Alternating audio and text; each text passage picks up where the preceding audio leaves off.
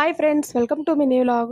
నేనైతే ఇక్కడ చికెన్ పకోడీ చేస్తానండి. మనకి సేమ్ టేస్ట్ అయితే స్ట్రీట్ స్టైల్‌లోనే వస్తుంది.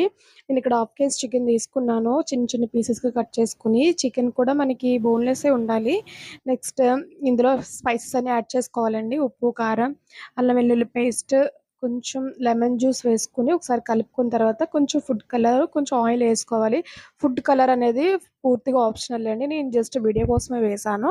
ఇక్కడ అది కూడా కలిపేసుకున్న తర్వాత ఒక 2 స్పూన్ల వరకు మైదా వేసుకోవాలి. ఒకసారి కలిపేసిన తర్వాత మనకి ఇక్కడ పచ్చిమిర్చి, కరివేపాకు, కొత్తిమీర అవి కూడా వేసి ఫైనల్‌గా ఒక ఎగ్ అయితే వేసేసుకోవాలి. ఎగ్ అనేది ఆప్షనల్. మనకి ఇష్టం ఉంటే వేసుకోవచ్చు, లేకపోతే లేదు. ఇది కలిపేసుకున్న తర్వాత నేనైతే మార్నింగ్ 10కి అట్లా కలిపి 10 నుంచి ఈవినింగ్ వరకు ఫ్రిడ్జ్‌లో పెట్టా అండి. తర్వాత ఈవినింగ్ తీసి నేనైతే ఇలా డీప్ ఫ్రై చేసేసుకున్నా అనమాట. సేమ్ మనకి స్ట్రీట్ స్టైల్‌లోనే వచ్చాయండి. టేస్ట్ అయితే సూపర్ ఉంది. సింపుల్ ప్రాసెస్‌లో ఇలా చికెన్ పకోడీ ట్రై చేయండి, బా వస్తుంది.